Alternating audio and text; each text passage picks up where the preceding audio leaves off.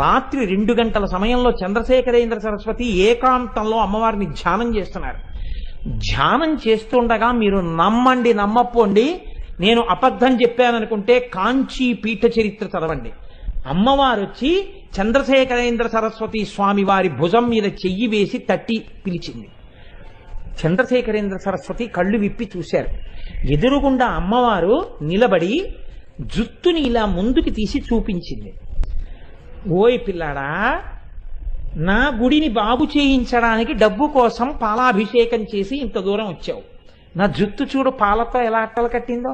ఇలా ఎప్పుడైనా ఉందా నా జుత్తు? తొందరగా వచ్చి అభిషేకం చెయ్యవా?